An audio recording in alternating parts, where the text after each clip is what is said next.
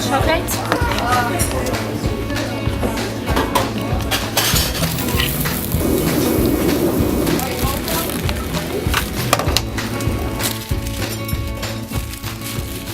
Okay, Frank, let's talk about how we surround ourselves when we're working and running businesses with people that are usually smarter than us and or people who are from the outside who come in, give us some advice, and then you ask them to move on. And a lot of people don't do that, organizations don't do that. I think it's important. I think it's very important. The toughest thing to do, of course, is the people side of the business. The business itself, either it's fundamentally right or it isn't.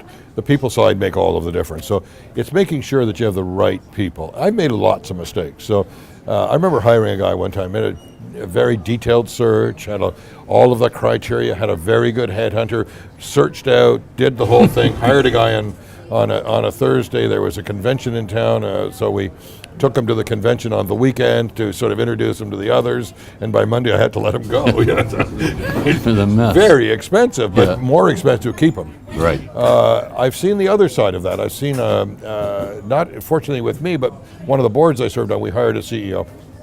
And when you go to all that effort, you tend to sort of believe that you made the right choice, and you support that choice and sometimes for too long, and sometimes at detriment.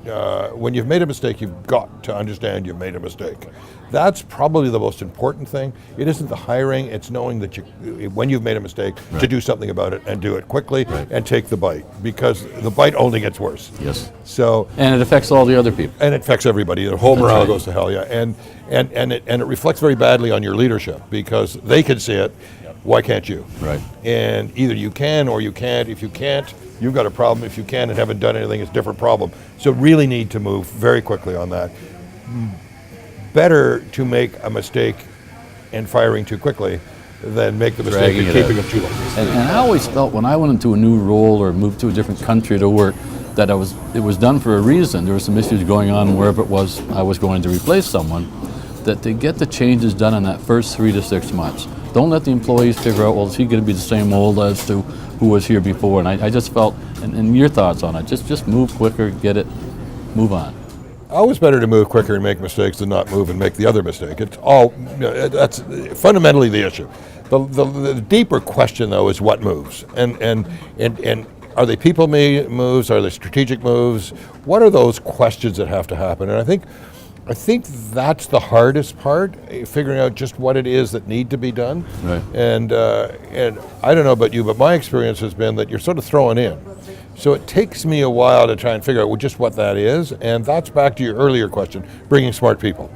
So that's where I'd like to reach out to external folks, to not so much to solve the problem, but to feed ideas off of, and to try and feed off and try to figure out where we stand and how we can move forward. Sometimes the answers are very difficult. They're hard on you. Yeah, absolutely. And I always found by using outside people, I can get great advice, and then I can thank them and see you later, and then I'm going to go run the business. Absolutely. Thank you very much. That's the thing.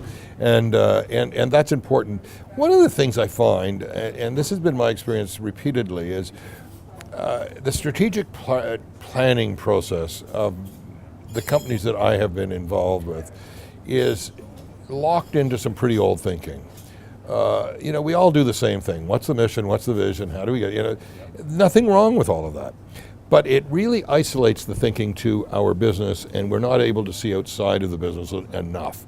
The opportunities that rest outside of our business with customers that aren't our customers yet are always far greater than the ones with us, and we don't spend enough time on them. Right. And I've been working hard at trying to find new ways of doing that.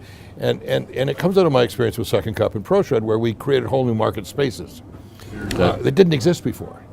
Customers were there looking for a solution. We needed to find a solution. Now, in both those cases, it was more accidental than planning. But since then, when I've been involved in business, always try to find an answer outside as opposed to just within the organization, reducing prices again or trying to get margin. I totally agree with you. Frank, I want to thank you so much for all that you've shared with us in these videos and your experiences and just the way you've conducted yourself. You've been very open, very honest as usual, and it's just been a pleasure. Thank you. Thank you. It's been great fun. We started out saying it was going to be fun, and by gosh, it was. You got it. You got it.